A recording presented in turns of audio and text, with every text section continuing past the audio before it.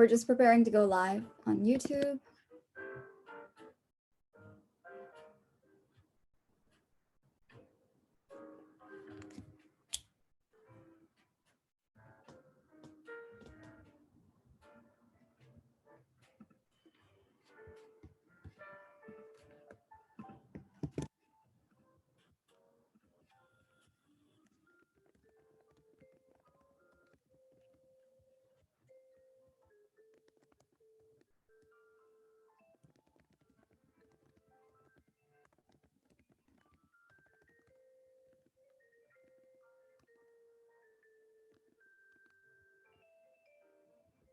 Okay, I'm going to broadcast now, guys.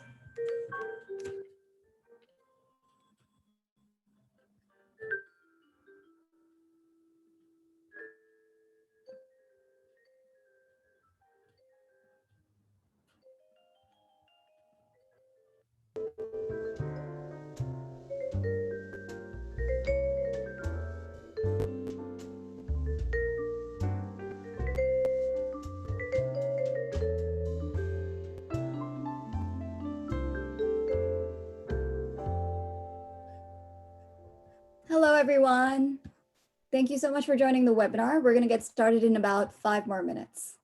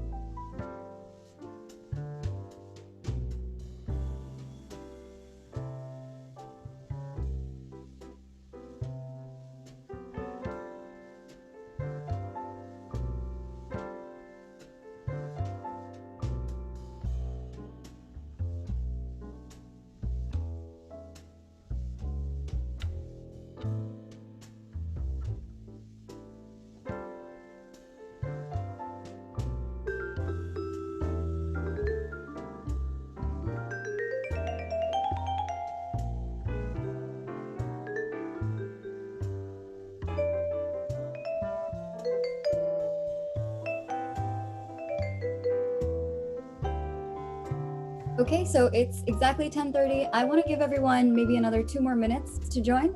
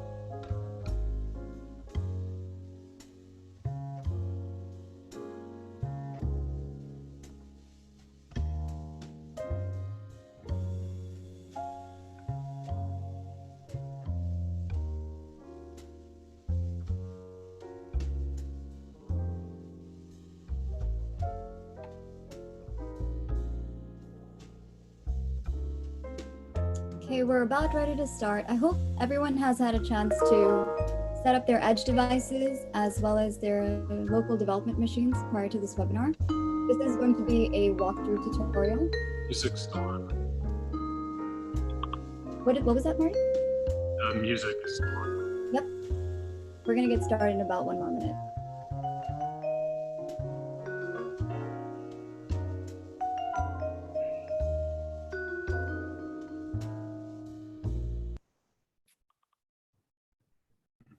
Okay. Right, let's get started. Hi, everyone. Thank you so much for joining our second virtual workshop, How to Recognize Human Activity with Pose Estimation. This is the second of our multi-part webinar series. Today, you'll learn how to deploy pose estimation to an edge device. Before we get started, please make sure your laptops and edge devices are set up to follow along during the walkthrough tutorial. If you haven't done so already, please take another look at your emails for the device setup instructions.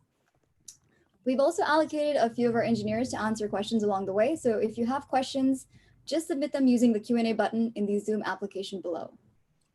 In an effort to ensure optimal focus, we've also disabled the chat feature. But again, if you have any questions or have additional thoughts, feel free to join our Discord channel. The link is also in your inboxes. Finally, we're going to spend 10 minutes at the end of the webinar to select a few questions and answer them live. So please stick around for that. Okay, with that said, we're ready to get started. I'd like to hand it to Marty Beard, the Chief Executive Officer of Always AI. Marty? Okay, thanks, Komal. Hi, everybody. Good morning, good afternoon, wherever you are, good evening. And welcome to our, this is our second virtual webinar. We did one last month where we really covered the basics of computer vision. But then we live got into object detection and some facial detection applications. And we had huge interest in that webinar. It was a lot of fun. We learned a lot. So we decided we're going to keep this rolling about once a month, and where we explore this amazing new area of computer vision, both the technology side as well as we'll get into some of the many business applications of computer vision. So we've been pleasantly surprised by just a huge amount of interest in the area as well as in these webinars. And when you look at it, computer vision it's the fastest growing part by far of the AI ecosystem right now. We estimate that there's somewhere around 1.8 million developers that are highly interested and active in computer vision just in the US, and obviously millions worldwide. This is a global phenomenon. And that number of developers that are actively engaged in computer vision is just growing week over week. Especially interesting is computer vision on the edge. So I think we all intuitively know that the edge is going to come alive, right? And that AI is going to bring it alive. And vision in particular is going to bring it alive. One of the interesting facts is we estimate there are about 4 billion edge sensors that are already out in the market and ready to be activated with AI algorithms and applications like computer vision. So if you just look at the so-called ARM Cortex, you see just an installed base of sensors that are waiting to become active and help us out. So computer vision on the edge is going to unleash not only an enormous amount of processing power, which is just latent and waiting, but also just millions of new applications that we can't even contemplate all of them right now. So I think, when you kind of step back for a second, computer vision, it's potentially one of the most powerful parts of the tech stack that we've ever seen. And it's also one of the last parts of the tech stack that hasn't really been automated. So you out there and us, we're all in the middle of something that we know is going to have a big impact on our lives. Today, we're going to focus on pose estimation, which is a super interesting part of the computer vision space and getting a lot of attention. Exciting new area. Basically, it's all about inferring the pose of a person or an object. But unlike just simple object detection, which is typically a bit more coarse-grained. Pose predicts the precise location of key points associated with an object like a human. So we get into a level of precision around movement, which is going to, again, unleash a lot of innovation from many of you out there that's going to impact many, many verticals and industries. And that's what you're going to learn about today. So let's go to the next slide. I'm going to just very quickly go through one slide just to give you some grounding on the Always AI platform, and then we'll get into the heavy duty part of the session.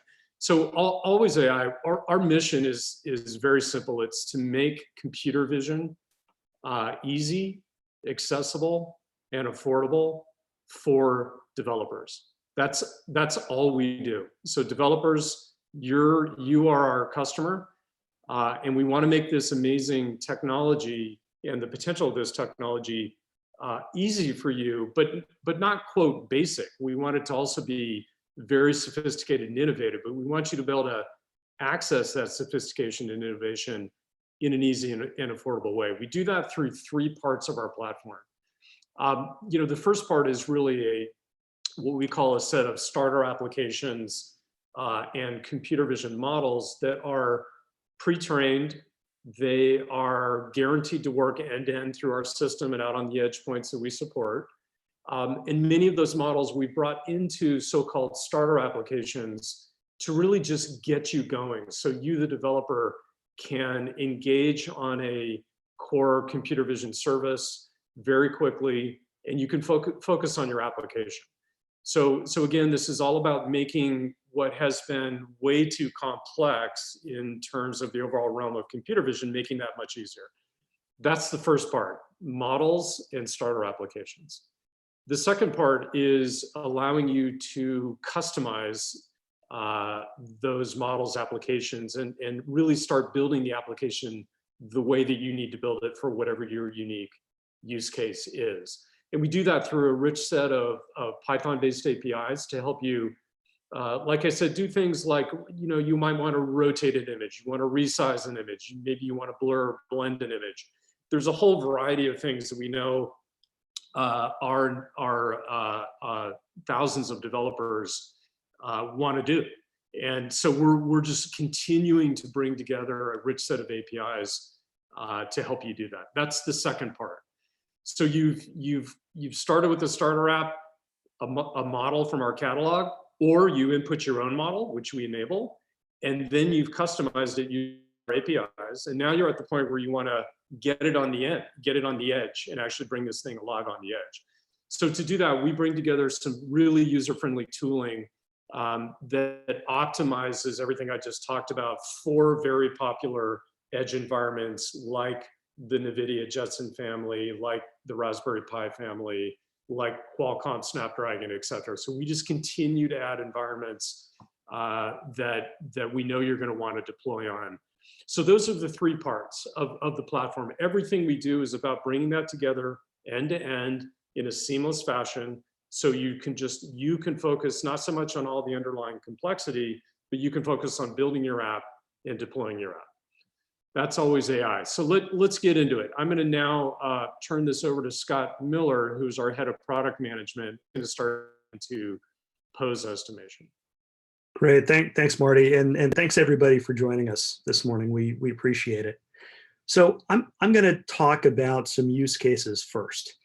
Get into what do we mean by Always AI? Some examples from our community, really not meant to be exhaustive, but serve as a way to start thinking about, okay, you have an idea, can you use Pose for it, right?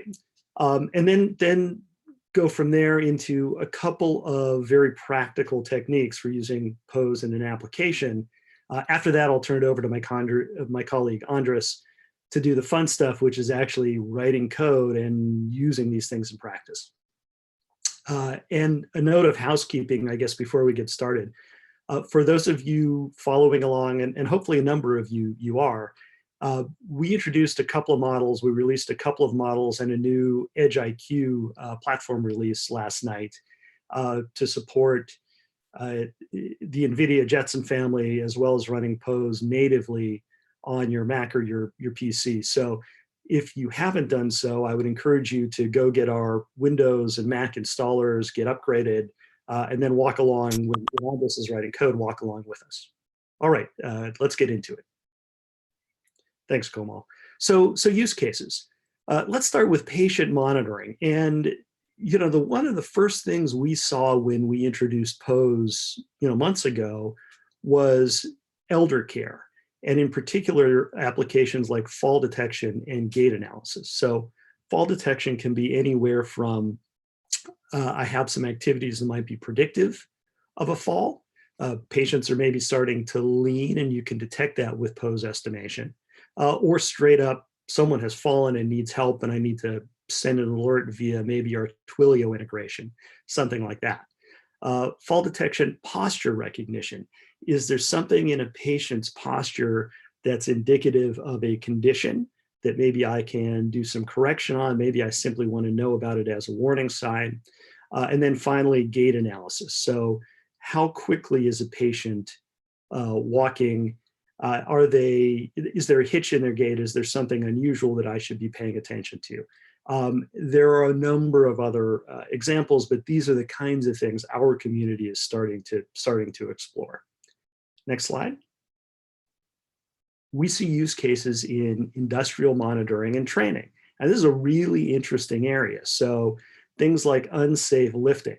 Is a construction worker pushing a can of paint or a bucket of liquid up above their head without any kind of support? Right? With POSE estimation, you can tell that. And it's an issue. It's not only potentially an OSHA violation, it's unsafe. So you might want to trigger a training, a note, hey, I need to do some more training for this type of thing. We see use cases around efficiency, production line efficiency, whether this is the barista at your local Starbucks. Hey, they move to the left too many times, not to the right. Maybe I need to put things a little closer to the body.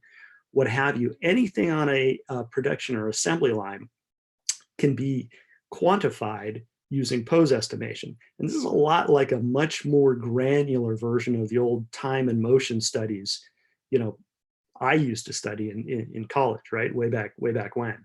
And then finally, now that everybody is wearing masks, face detection is getting to be an issue. It can be done, but it's much, much harder and less reliable.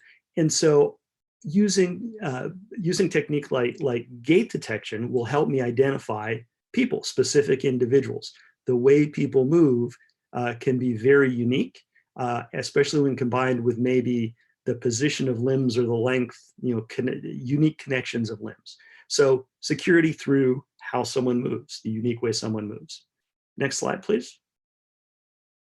And then finally, I think this is where we see the most activity is in virtual trainers and virtual athletic kind of performance evaluation. So anything from yoga pose technique, am I doing it right? Am I in danger of hurting myself? Do I need to reach out to the student to maybe correct a little bit, or a straight up virtual, teach yourself yoga with the aid of pose estimation to weightlifting form? So particularly, right, imagine you're doing heavier and heavier weights. You'd sure like to know if your form is good enough that you're not going to hurt yourself. And pose estimation can very much do that. Another really interesting area is things like golf swing quantification. Other skill positions like pitchers, batters, volleyball servers, setters, skill positions in athletics can be quantified. And pose estimation can help you do that and then give feedback back to the athlete. And then finally, at-home physical therapy. This is a fairly big one because not only can you help teach the right movement patterns, but you can then enforce the doing. I shouldn't say enforce, that's not really the right way to think about it, but you can monitor the patient.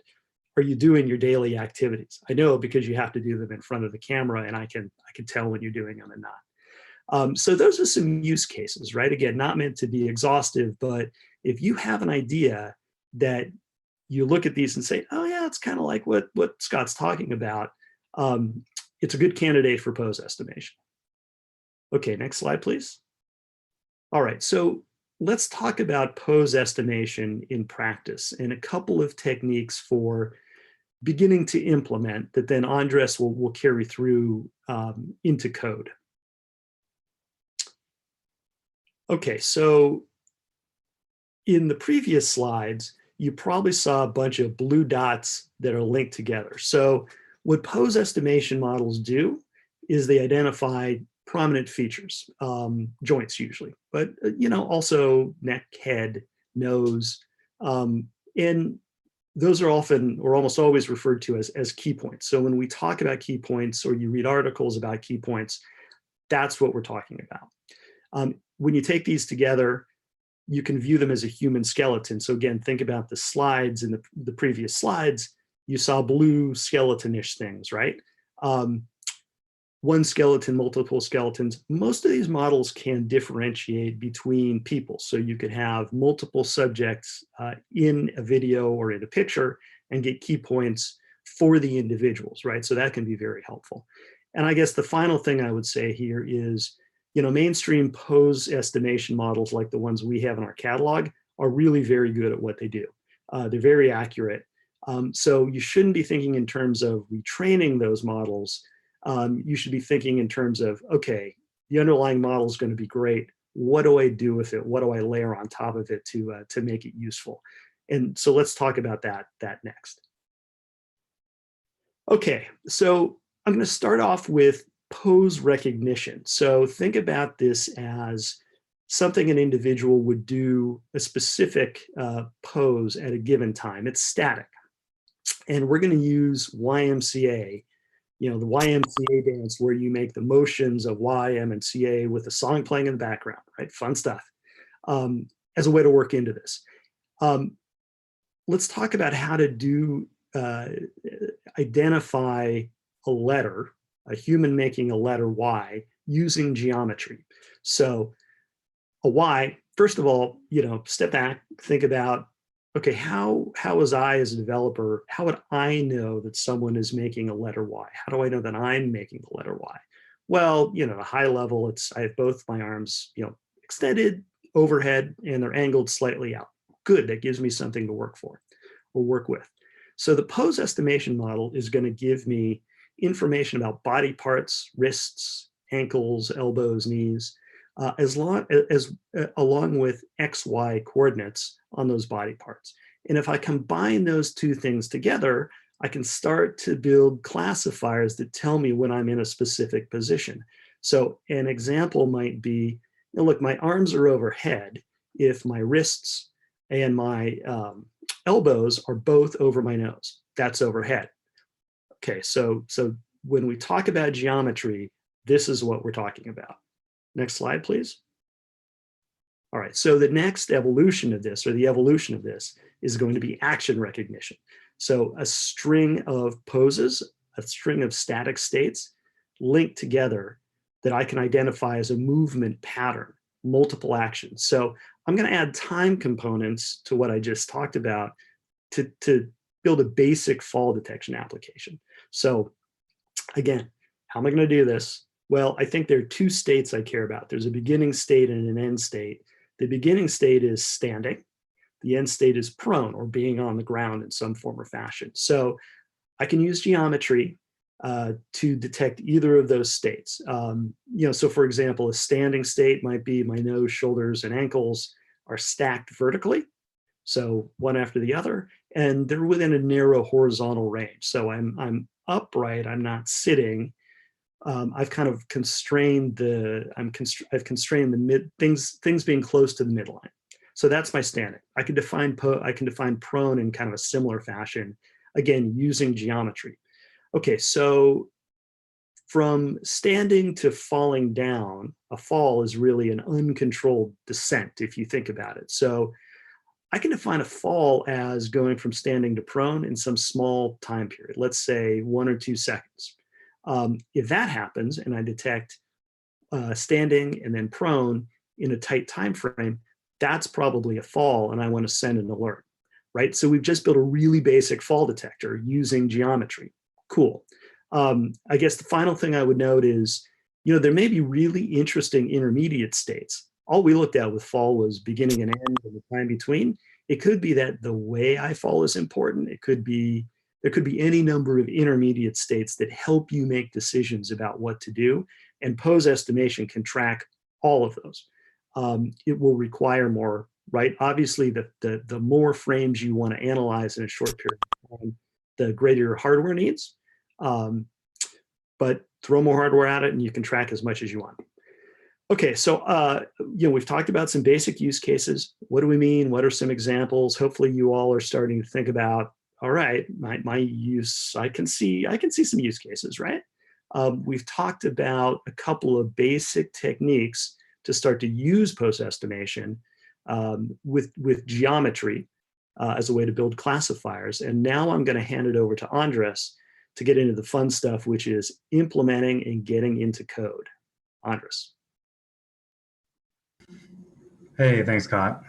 So yeah, before I begin, I just want to give a quick shout out to the Discord users. You guys are great, always coming up with cool apps to build and helping us think of new things to enhance and trying out bug fixes. So yeah, what I'm going to do is take a look at that YMCA example Scott talked about earlier, right? And one thing I want to mention is that this application I'm going to build is on GitHub. It's under Always AI YMCA-app. Please, if you want to follow along, feel free to go on it. Just look at the code, follow along with me, but I'll also be live coding. So taking a look at the example we were talking about before, a YMCA app, right? So essentially someone in a video does, these 4 poses, Y, M, C, and A. And then what we're trying to do is identify those poses and overlay an image. In this case, just a bunch of those letters overlaid onto the video. This is a really nice little small compact example of how you would do pose recognition, a static pose recognized instantaneously, or in an instance. So what I'll be doing here is taking the real-time pose estimator starter app, and this pose estimator starter app is recently downloaded. It's from our release yesterday. So if you haven't updated, you might need to update to really follow along here. The cool thing about this release is that it actually includes pose estimation available on all platforms, where before it was just working on the NCS accelerator. So let me share my screen. And here we go. So this is just our pose estimator starter app. And just to give you a sense of what we were talking about before and the setup here, I'm going to go ahead and start this application and show you those key points in real time that Scott was talking about before.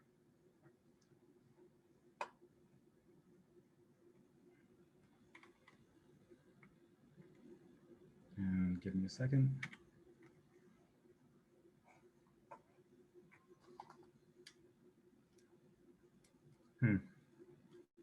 Having a bit of a slow connection here. By the way, guys, if you, just while I fill this time here, while I'm trying to figure out this issue, I just want to remind everybody that if you want advice on building your application or have technical questions, feel free to reach out to us on Discord. We're generally there and always looking to help.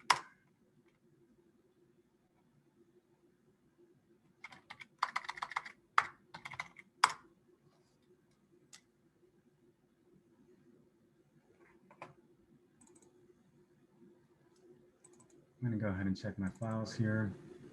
They all look okay. Well, the link isn't coming up, but let's see if it's on localhost 5000.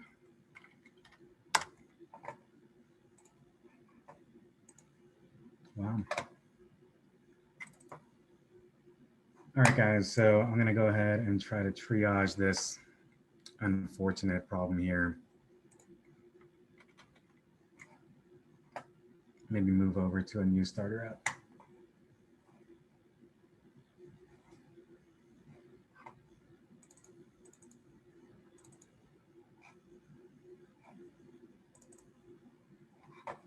Let's terminate this. Go ahead and try a new application.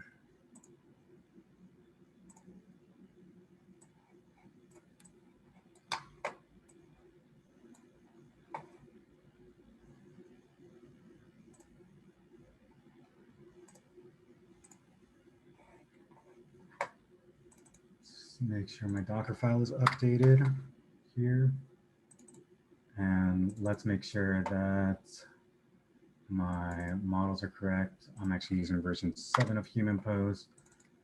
And let me take a look at my code and make sure that it's pulling in the right model using the correct accelerator here. Let me go ahead and try to run this again. So when I run an Always AI app deploy command, I'm running locally on a Linux device. So an Ubuntu laptop actually. And what I'm doing here is creating a Docker instance that's going to run, which is actually the environment that Always AI runs inside of to do the inferencing. Oh.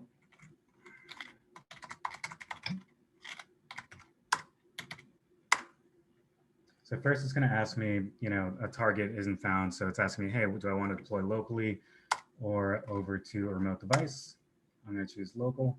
It's going to go ahead and install a virtual environment right here and a model directory right here, which will contain the models for your application and the virtual environment that you can then add dependencies to if you want some external Python dependencies.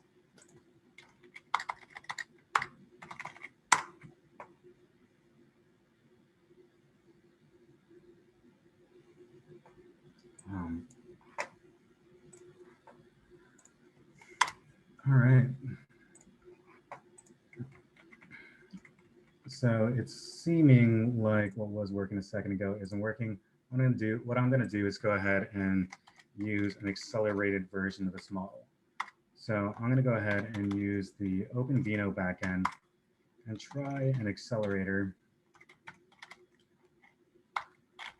that's EdgeIQ.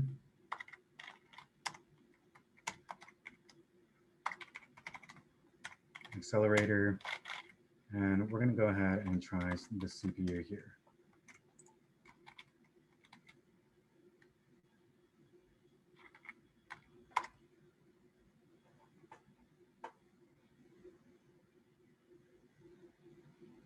Oh, I know exactly what's happening here.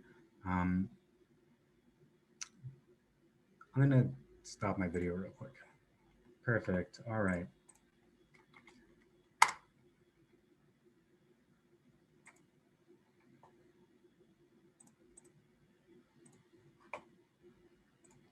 So it seems something's using my camera right now, and I'm not quite sure what it is. Let me see if I can triage this issue.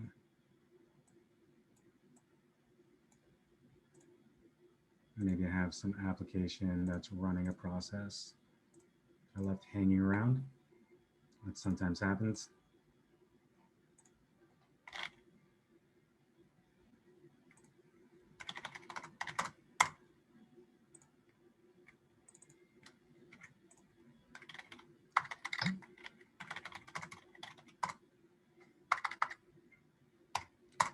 All right, let's see if I can actually do this live debugging.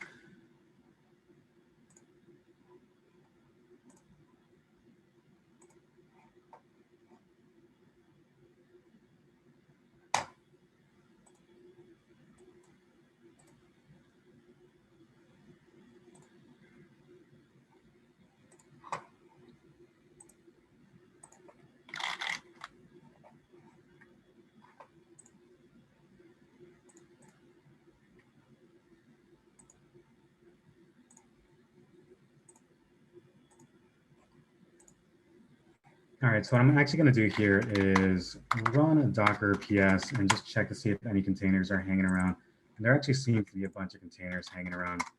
So I'm going to go ahead and run a Docker kill on these containers to stop them, to see if one of these is hanging on to my camera and stopping this application from running.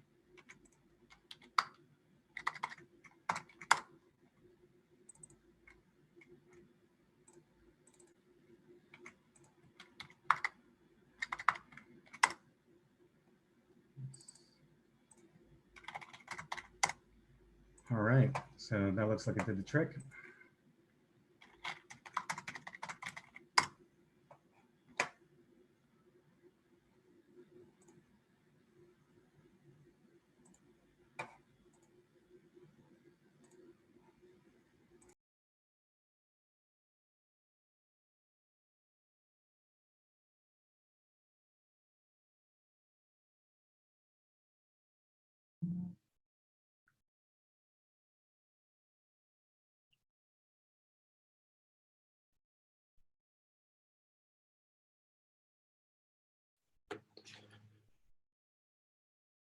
All right, we may have lost Andres here.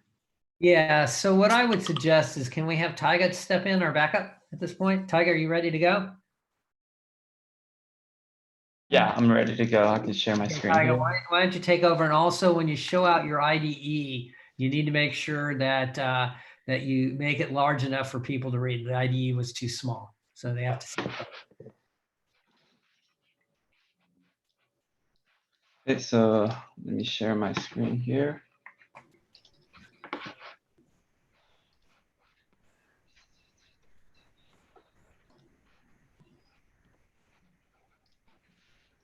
All right, hey guys, I'm back. Sorry about that, just having some technical issues here, but I seem to have recovered. So I'm gonna go ahead and just pick up where I left off. Yeah. So Andres, make sure that you gotta increase the font size on these because people can't read it. Oh, yep, sure, will do. Okay, thank you. Do that.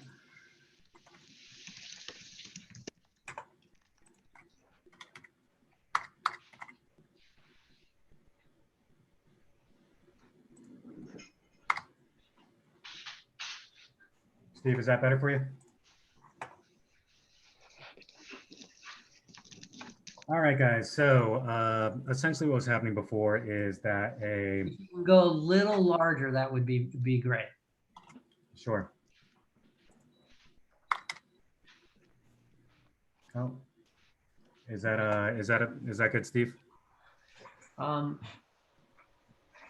me put my glasses on to make sure, but it's if you can make it even larger, it'd be better because it's very small. Really? Yep.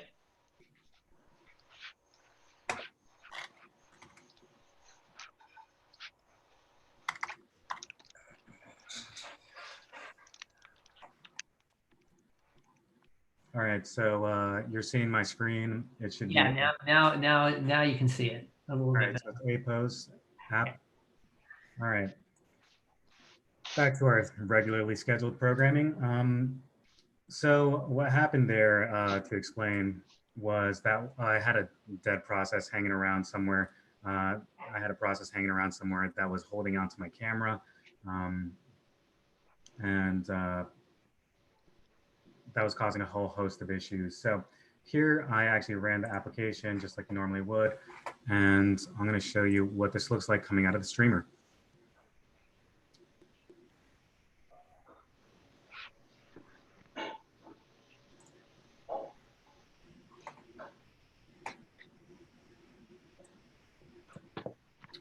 Steve, can you confirm that you can see that, the streamer right now? Yeah, I can, and we've got the skeletal across it. Yep. All right, perfect. All right, good. So you can see these are what key points look like in real time. What we have here is essentially my shoulders, the base of my neck, my eyes, my ears, my nose, all identified, all in real time on my laptop running here. So I'm going to go ahead and start talking about what I'm going to be doing here. So what we're going to be doing is building a YMCA app that classifies the poses, and then we're going to go ahead and deploy to an edge device, and hopefully we'll get to deploying to a Nano. So let's think about how you would actually build a pose classifier, right? And essentially what you're doing is you're feeding key points into some function, and that function is outputting basically a binary yes, no, is this, that pose, right? Now you can train a classifier to do this, but for a lot of applications and proof of concepts, I find it really easy and straightforward to go ahead and use geometry to work this problem out, right? So if we take a look at like one of the poses here, I'm going to choose the A pose. And if we take a look at that pose, we can really break what an A pose is down into 3 components, right? And I would say an A pose is essentially having your arms over your head. And let me share my code with you. All right, so having your arms over your head, having your arms outwards away from the center line of your body, and then having your arms bent in. And by arms bent in, I mean, you know, it's sort of above, your wrists are above your elbows, but they're also closer to the center line than your elbows, right? And using this type of logic, what you can do is create little component functions here that output the right pose. So so let's think about how you would define a component called arms overhead, right? And one thing you could do is actually use our nice little results function, results object here called pose, grab the key points out of it. And then there's a dictionary here, which you could use to pull out specific key points. So in this case, what I know is that I want my arms to know if my wrists and elbows are over my head. So what's a good indicator for that? Now, the way I look at it is your nose is actually a really good representation for the center of your face. Now, what I'm doing here is essentially saying if my right elbow and these result objects have a y and an x coordinate, you can access denoting .y or .x. If the y coordinate of my right elbow, my right wrist, my left elbow, and my left wrist are less than the y coordinate of my nose, then I can be relatively assured that the arms are overhead. Now, you might be asking why the negative, right? Why do these things need to be less than the y coordinate of your nose? And the reason is in this coordinate system, like a lot of image coordinate systems, the 0, 0 is in the top left corner. So when you're moving down, you're going positive, and when you're moving to the right, you're going positive. All right, so the next thing we're going to go ahead and define is what arms outward might look like, right? So what we're doing here is essentially saying the key points that define your arms, which are your wrists and your elbows, are they away from your center line, right? And again, your center line is pretty well estimated through the x coordinate of your nose, right? So especially if we're talking about an overhead movement like the Y pose or the A pose. So your nose is at a certain coordinate, x coordinate, and what you're saying here is the x coordinate of your right elbow and your right wrist, is that less than the x coordinate of the nose? And then you're doing the same thing for the left elbow and the left wrist, but you're instead making sure that it's greater than, again, making sure that the left side of your body is further to the left than your nose, making sure that you're not crossed over in any way. And the right side and your right arm is, to the right side of your nose. Again, making sure that it's not crossed over in any way, right? And that's really the goal of arms outward. It's to make sure that even though we have your arms overhead or arms bent in, we can make sure that you're not crossing over in any way, and it incorrectly identifies that as an A. And then we want to add a third component here, which is your arms bent inwards, right? And this is what really makes an A here. So your arms are overhead, they're away from your center line. And what we want to see is how do we denote that classic A shape, which is, essentially having your arms bent, your wrists bent inwards closer to your center line than your elbows. So what you might do here is actually take your, make sure that first of all, the basic, the simple match of are your wrists above your elbows is true. And you can see that here through the first 2 lines. And then what you want to do is go ahead and take that x coordinate of your right wrist, take that x coordinate of your right wrist and make sure that it's, towards your center line closer to your center line than your right elbow. And you want to take the X coordinate of your left wrist and make sure that's also closer to the center line than your elbow. And that should give us a pretty good indicator of what arms bent in is. So I'm going to go ahead and run this application to give you guys a sense of whether or not these classifiers work and how they're working.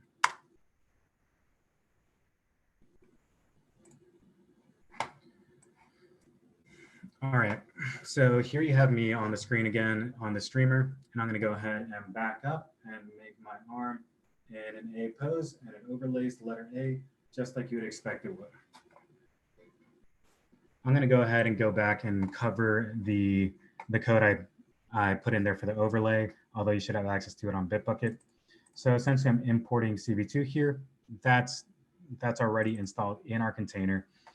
And then I'm loading an image of an A letter, which I pulled off the internet, and going ahead and loading it using imread. And then I'm using an add weighted here to overlay the letter, which is resized to the shape of the frame, onto the frame. And then I'm going ahead and using that same code from the starter app to put it through to Streamer. So we covered how to recognize now a pose, right? We recognize, hey, we created a couple set of components and then one classifier function, which then results in returning something is an A, right? So the question here is, how do you expand that? What are kind of the tricky scenarios that you might deal with when creating a set of classifiers like the one we're creating right now? And for that, I want to jump over and look at what an M pose looks like. Now, what an M pose might look like is, you know, as you can imagine, there's really no difference between an M pose and an A pose, except for the height of your wrists. So you might think, hey, all I have to do is set a height threshold, and if my wrists are over that height and my wrists are lower than height, make it an A or make it an M, respectively. The problem with that might be that, you know, as you can, the data that you're bringing in is an image. And depending on whether or not the person is farther or closer to the image, you might end up having a few pixels take up, you know, a relatively small portion of that person's body, or a few pixels taking up a huge portion of that person's body. So setting a threshold in distance doesn't really make sense. Now, one clever way we can solve this is to actually, again, using the same type of logic we've used with other things, is to relate the different distances in the body to themselves, right? So I know we talked about using those, and I think I mentioned on our skeleton that we actually have a neck key point, right? And one nice way that I have one distance that I've come up with is the base of the neck to your nose, which is essentially the length of your neck. If your wrists are above that length above your nose, then we can call that an A, and if not, we can call that an M, right? And that would give us essentially a scale invariant distance, a scale invariant threshold to use when trying to distinguish between two poses. So I'm going to go ahead and show you what that code might look like here.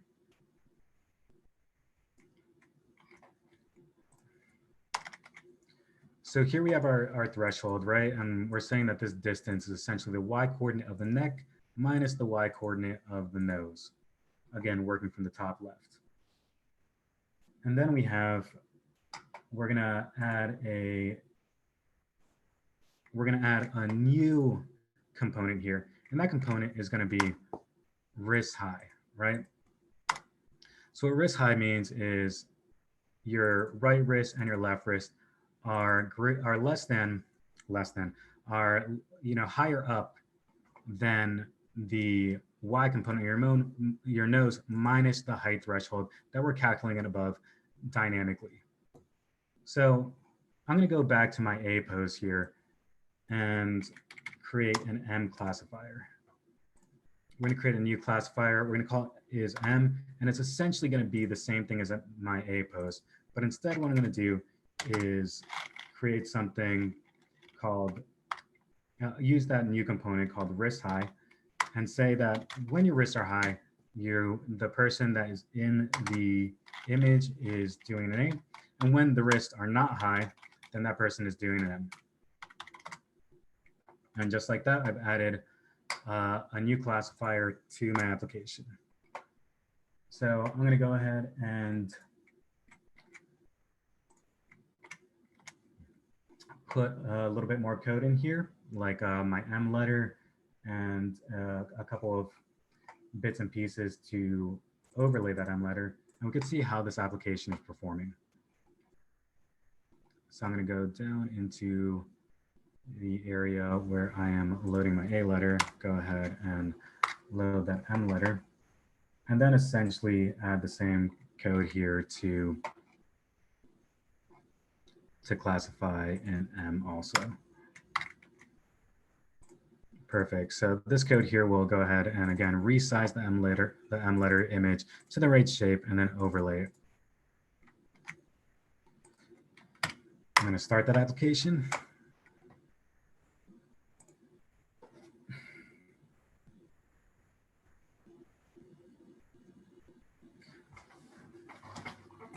And we'll see if this classifier works. So here we go. Here's an A pose, and I'm going to just go ahead and lower that until I get an M. So there you have it. You have two classifiers that are working as they should. They're correctly classifying poses and overlaying images as we go in. So I'm going to go ahead and skip to the full YMCA app and go over some of the other classifiers. So is-Y is a combination of arms overhead, arms outward, and instead of arms bent in, we're doing arms straight. And then is-C is essentially, is your left wrist, to the left, are both your wrists to the left of your body, and is your right wrist overhead? So let's take a look at running that application.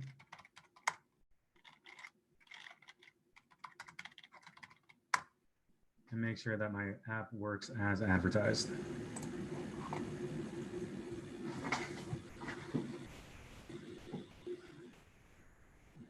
And we're going to do a Y, an M, and I'm a little bit too short for that one, and an A. Perfect.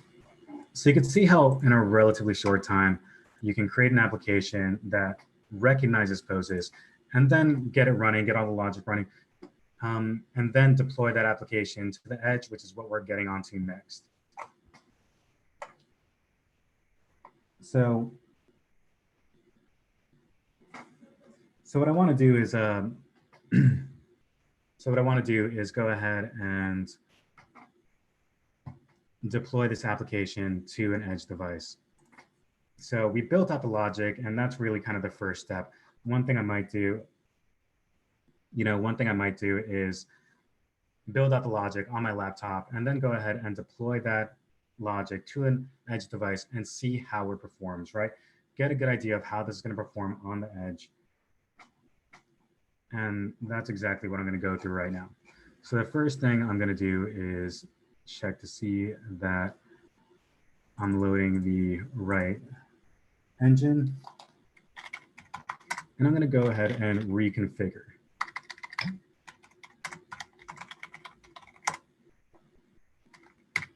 I'm going to choose a remote device. In this case, I'm going to be deploying it to my Raspberry Pi 4.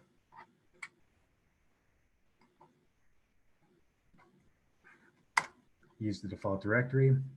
Now, before I actually deploy this application to the Raspberry Pi 4, I'm going to clean up the application directory.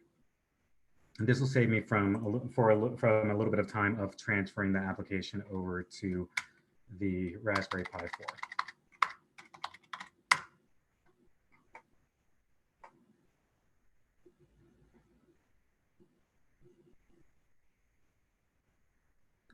So here we have it that we're copying the application to target. We're building Docker image. Should move on to installing the model, installing the Python virtual environment. And now I've pre-installed my applications on the Raspberry Pi, but if you haven't had a chance to update to the new version, you're likely going to have to wait a little while for that update to download.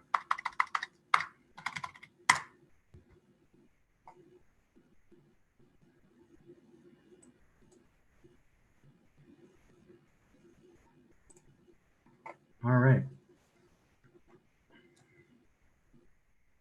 And here we are. Now, the first thing you should notice in this situation is that the inference time is extremely slow, about 3.4 seconds, right? So what's happening here is that pose estimation is a relatively heavy duty model. This pose estimation model that we're using is pretty optimized already, and it still takes a long time to do the inferencing. So when you're running pose estimation on the edge, what you really want to do is try to use an accelerator. In this case, I'll be using my NCS2, and maybe I'll turn on my video just for that little bit so you guys can see. So I'll be using my neural compute stick, plugging it into my Pi 4 here, and switching my accelerator to use that, switching my accelerator to use the NCS stick.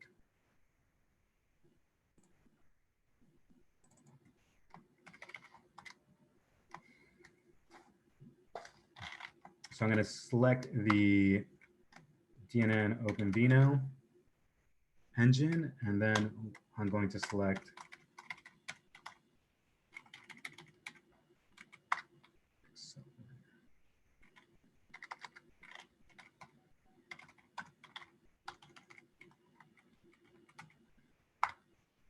the EdgeIQ accelerator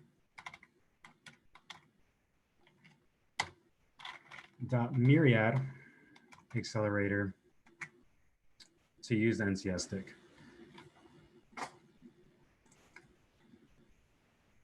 So let's try this guy out.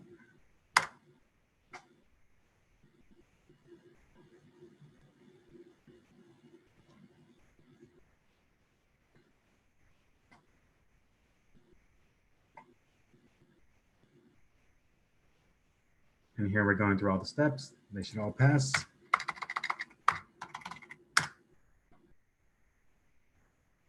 And let's start our application and see if we can gain any performance improvements.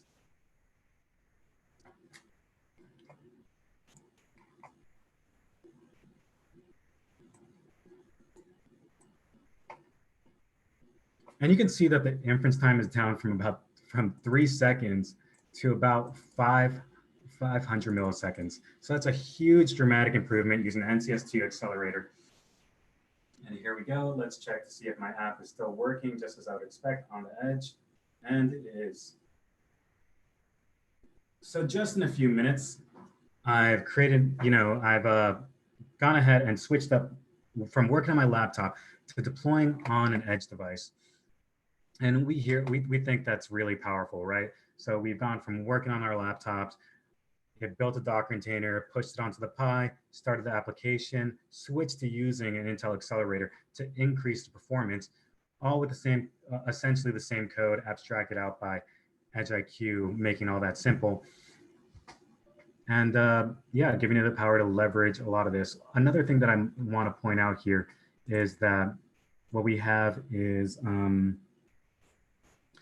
that general model was actually just compiled down to the inference engine format that we're using for the accelerator. So EdgeIQ handles all that nice and easy, although we do have some models like Human Pose Myriad that do come pre-compiled. It'll quicken the loading process up a little bit. The last thing I wanted to show you guys is a deployment onto the Nano using TensorRT. Now, let's see if we want to do that. So the first thing you should know about the Nano is that it actually has a different Docker file. Instead of EdgeIQ 014.0, you have to prepend it with Nano. Also, what I'm going to be doing is instead of just in time compiling it, I'm going to go ahead and use a precompiled model, which should be Nano version 1. And then finally, what I'm going to do is in my application, change my model to use that model, and then change my engine to TensorRT. And let's just use the default accelerator.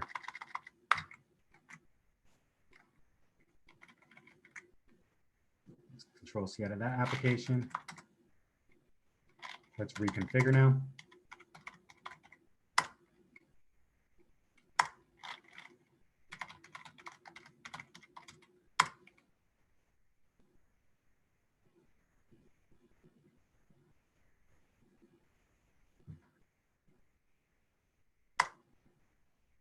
Choose the default directory, and let's start this application and see what kind of performance improvements running on the Jetson Nano with a specially optimized model using TensorRT. What kind of performance improvements might that give me?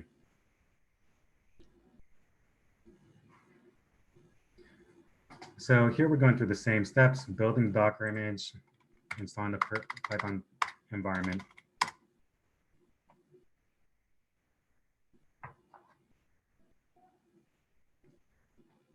And now I'll start the application.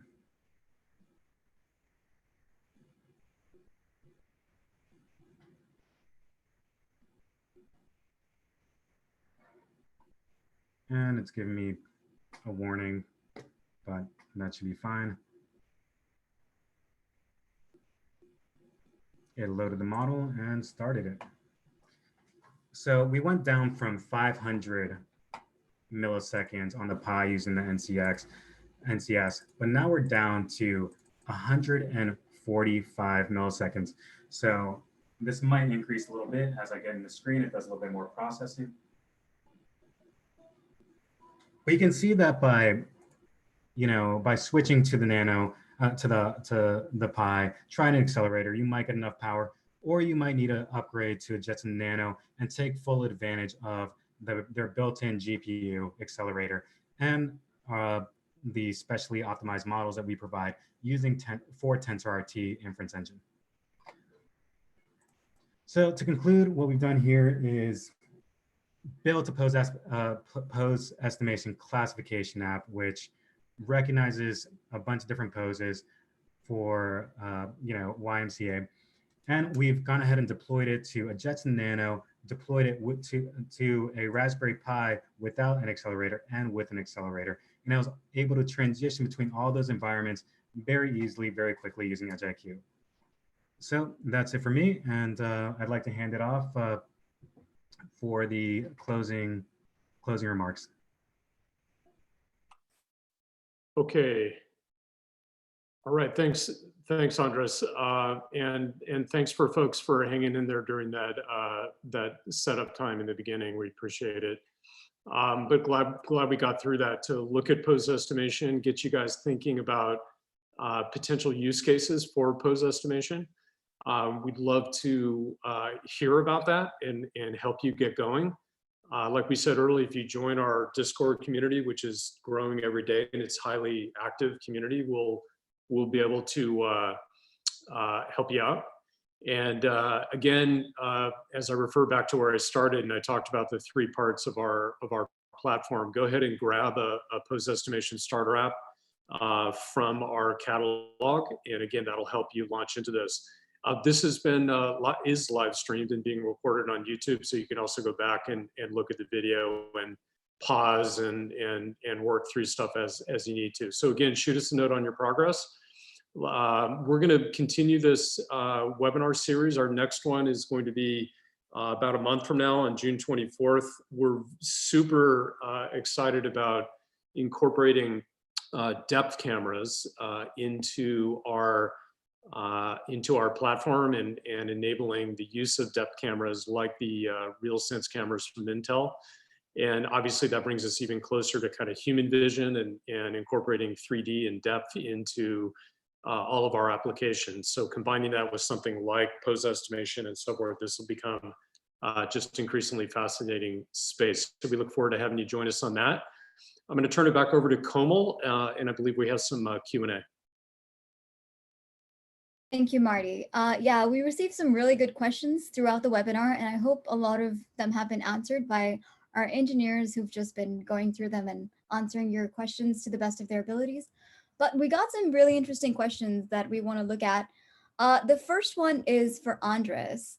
Does the Always AI platform currently support edge training as yet, such as federated learning?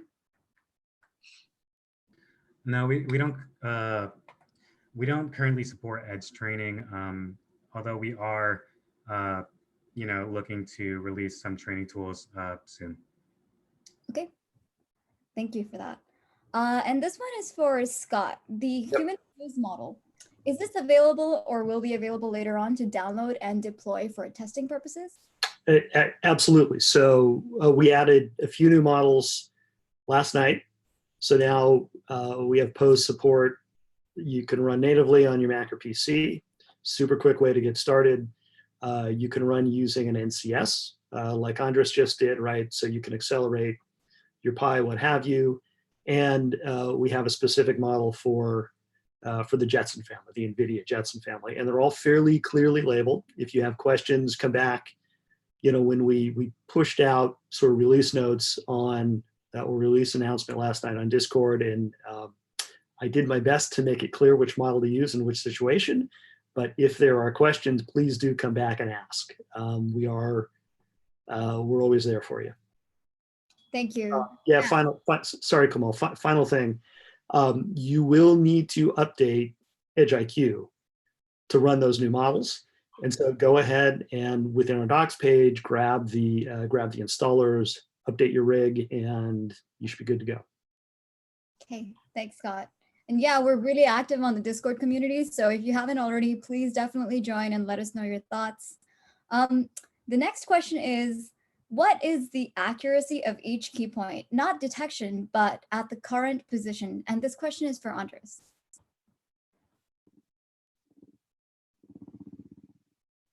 Andres? Yeah, I actually don't have that on the top off the top of my head, but if you post it on Discord, I'll be happy to just look into that and answer it later. Yeah, we'll take that as an action to come back and post. Mm-hmm. We'll come back and post that on Discord for the community. Awesome. All right, thank you. And then finally, what is the expected frames per second on the platform for human pose estimation? Just average. Well, as we demonstrated today, we actually run in multiple environments. We run on on a typical x86 machine, like your standard laptop, whether Mac, Windows, or Linux. We also run on a Pi, the Jetson Nano, and we support a couple accelerators. So depending on your configuration, you're really going to get a different inference time, right? One nice way to do it is maybe if you're using a specific model like Human Pose Nano, the inference time for that model will reflect how its inference time on a Nano using TensorRT. Same thing with Human Pose Myriad. But the general model, that's going to depend on your specific processor. I've been seeing something on the order of like 150 milliseconds on my laptop, and about 500 milliseconds on the Pi with an accelerator, and about 150 to 300 milliseconds on TensorRT with a Nano. Thanks, Andres. And finally, I know we reviewed some use cases earlier on in the presentation, but Scott, can you please talk a little bit more about some really good case studies of human pose estimation? Case studies. So sure, I think the most interesting ones are around healthcare and patient. Well, I shouldn't say interesting, but the most well developed around patient monitoring. And so some of this is just the sign of the times, right? So there was already a fair amount of movement. For those who don't know much about the elder care space, just in brief, it is very cost competitive, and the largest cost component in elder care is sending skilled or even unskilled workers out to houses to check on people, right? And you want to do it often, and you want to make sure people are all right, but it's expensive. And so anything you can do to either make those visits more effective or eliminate, reduce the need for the actual people to be there all the time, the better. You can provide better care. You can get people the help they need, all within, it's a fairly constrained cost envelope. So there was already a fair amount of movement in the direction of starting to play with pose estimation before the pandemic hit. I mean, now it's really accelerated. And so what we're seeing is anywhere from, basic systems that go into people's houses to robots that help them do living. And these all include pose estimation of some sort, because you need to know what people are doing. Fall detection is almost always a part of it because that's a major problem. Activities that lead up to fall detection are increasingly a part of it. One example we ran into was very specifically, if I have a robot who is getting pills for somebody, I need to know whether, when they give the pills to the person, I need to know whether they're standing up or sitting down, right? Sounds straightforward, but pose estimation is a great way to do that. So you can help get people what they need. And so just anything within not just healthcare generally, but more specifically elder care, pose estimation is already making a large difference in terms of the quality of care that people are receiving. And there are new companies we see forming every day to take care of the needs. So there's innovation going on around that as well. Hope that answers the question. Yeah, I think so. And I think that's a really good place to wrap up our webinar. I hope we had a chance to answer all of your questions. If not, again, we're really active on Discord. Please reach out to us. Let us know what you're working on. Let us know if you have additional questions associated with this webinar. We will be sending out a recording of this webinar. So you can pause, as Marty said, you can follow along and let us know how you're working on it. Again, join Discord. Finally, I'm going to send out a survey along with the email that's including the slides as well as the recorded video of this webinar. So please let us know what other topics you're interested in associated with computer vision. We'd be happy to tackle them on into a virtual workshop. Again, I want to thank everyone for joining and thanks for being a part of the community. We look forward to seeing you on the next one. Take it easy. Bye.